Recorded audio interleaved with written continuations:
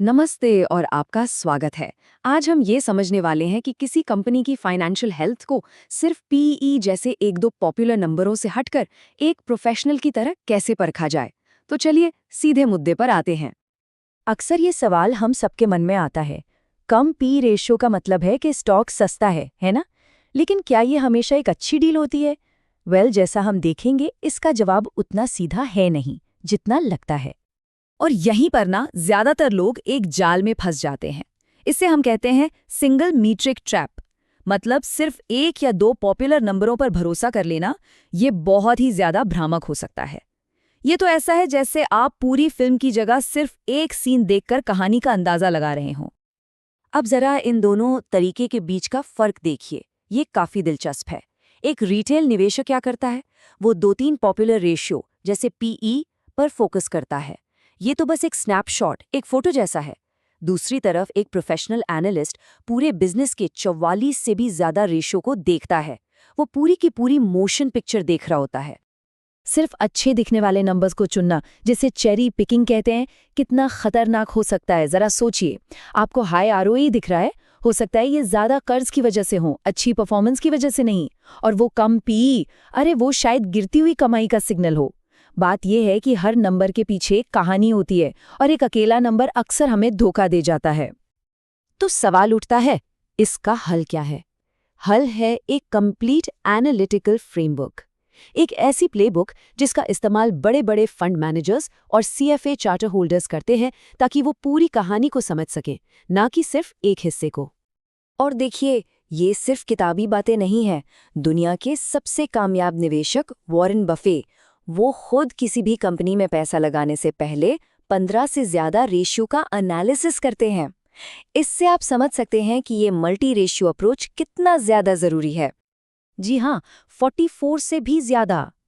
Professional analyst इतने सारे ratios का इस्तेमाल इसलिए करते हैं ताकि कोई भी जरूरी जानकारी या कोई वार्निंग साइन उनसे छूट न जाए। ये पक्का करता है कि उनके पास कंपनी की सेहत की एक पूरी एकदम साफ तस्वीर हो। इसको समझने का ना एक बहुत ही आसान तरीका है। सोचिए, आप डॉक्टर के पास चेकअप के लिए गए हैं। क्या डॉक्टर सिर्फ आपका टेम्परेचर देखकर बता देगा कि आप पूरी तरह से स्वस्थ हैं? नहीं, है ना? वो ब्लड प्रेशर भी देखेगा, हार्ट रेट भी, और भी कई चीजें जांचेगा। बस एक कंपनी का फाइनेंशियल एनालिसिस भी बिल्कुल वैसा ही होता है। और ये जो प्रोसेस है, ये पूरी तरह से सिस्टमैटिक होता है। सबसे पहले पिछले 5 साल से ज्यादा का डेटा इकट्ठा किया जाता है। फिर उन 44 से ज्यादा मैट्रिक्स को फटाफट कैलकुलेट किया जाता है।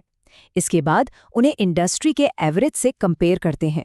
फिर ये देखते हैं कि समय के साथ पैटर्न में सुधार हो रहा है या गिरावट। और इन सब के आखिर में एक ओवरऑल इन्वेस्टमेंट क्वालिटी स्कोर पर पहुंचा जाता है। तो चलिए अब आगे बढ़ते हैं और देखते हैं कि ये पूरा ढांचा बनता कैसे है। ये जो 44 से ज्यादा रेशियो हैं, इन्हें 5 मेन पिलर्स या स्तंभों में बांटा गया है। ये पांचों स्तंभ कंपनी की सेहत के अलग-अलग पहलुओं को दिखाते हैं। तो ये 5 स्तंभ कौन से हैं? सबसे पहले प्रॉफिटेबिलिटी, यानी कंपनी कितना मुनाफा कमा रही है। फिर लिक्विडिटी, मतलब क्या कंपनी अपने शॉर्ट टर्म बिल चुका सकती है। तीसरा है लेवरेज, यानी उस पर कर्ज कितना है। चौथा है एफिशिएंसी, मतलब वो अपने रिसोर्सेज का इस्तेमाल कितनी अच्छी तरह कर रही है। और पांचवा वैल्यूएशन, यानी स्टॉक का भाव सही है या नहीं। ये सब मिलकर एक पूरी तस्वीर बनाते हैं। ठीक है, तो थियोरी तो बहुत हो गई, अब इसे एक्शन में देखते हैं। एक असल दुनिया का उदाहरण लेते हैं कि कैसे इस फ्रेमवर्क ने एक बहुत बड़ी कामयाबी को पहले ही पहचान लिया। और वो केस स्टडी है बजाज फाइनेंस की।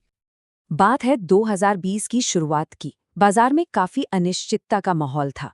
उस वक्त बजाज फाइनेंस का पीई रेशियो था 35x। अब सिर्फ इस एक नंबर को देखकर तो ज्यादातर इन्वेस्टर्स को यही लगा होगा कि अरे ये तो बहुत रिस्की और बहुत महंगा स्टॉक है। लेकिन जब इसका एक डीप एनालिसिस किया गया तो कहानी तो बिल्कुल ही अलग निकली। कंपनी का रिटर्न ऑन इक्विटी यानी आरओई इंडस्ट्री के एवरेज से लगभग 2 गुना था। उसका एसेट टर्नओवर कहीं बेहतर था, ग्रोथ लगातार हो रही थी और एसेट क्वालिटी तो अपनी क्लास में बेस्ट थी। मतलब उस ऊंचे पीई के पीछे एक असाधारण क्वालिटी वाली कंपनी छिपी हुई थी। ये चार्ट तो और भी साफ साफ दिखाता है कि कंपनी कितनी बेहतर थी। एक तरफ बजाज फाइनेंस का आरओई 21.8% था, तो दूसरी तरफ पूरी इंडस्ट्री का एवरेज सिर्फ 12.5%। ये फर्क ही उसकी जबरदस्त प्रॉफिटेबिलिटी को दिखा रहा था। और इसका नतीजा क्या हुआ? नतीजा ये हुआ कि जिन लोगों ने पी से आगे बढ़कर पूरी कहानी को देखा, उन्हें इसका शानदार इनाम मिला। अगले 3 सालों में स्टॉक में 310% की जबरदस्त तेजी आई। इससे ये बात साबित हो गई कि एक डीप एनालिसिस कितना पावरफुल हो सकता है। तो इस सब से हमें क्या सीखने को मिलता है? ये हमें दिखाता है होलिस्टिक एनालिसिस, यानी एक समग्र विश्लेषण की ताकत को। मतलब आधी अधूरी जानकारी पर फैसला लेने की जगह पूरी कहानी को देखने की काबिलियत। ये तरीका काम क्यों करता है? क्योंकि पहली बात, इससे पूरी तस्वीर दिखती है, कोई भी ब्लाइंड स्पॉट नहीं रहता। दूसरी बात, कई मैट्रिक्स मिलकर एक दूसरे के नतीजों को कंफर्म करते हैं। तीसरी, पुराने ट्रेंड्स बताते हैं कि बिजनेस किस दिशा में जा रहा है। और चौथी, इंडस्ट्री से तुलना करने पर सही संदर्भ मिलता है कि कंपनी बाकियों के मुकाबले कैसा कर रही है। तो देखिए, सबसे ज़रूरी बात यह है कि एक सिंगल मीट्रिक किसी किताब के एक शब्द जैसा है, लेकिन एक पूरा एनालिसिस वो उस किताब की पूरी कहानी है। और एक निवेशक होने के नाते हमारा काम सिर्फ शब्द पढ़ना नहीं, बल्कि पूरी कहानी को समझना है। तो अगली बार जब भी किसी कंपनी को एनालाइज किया जाए, तो ये एक सवाल पूछना बहुत ज़रूरी है। ये जो 1-2 हेडलाइन नंबर दिख रहे हैं, इनके पीछे ये सारे नंबर मिलकर असल में क्या कहानी बता रहे हैं?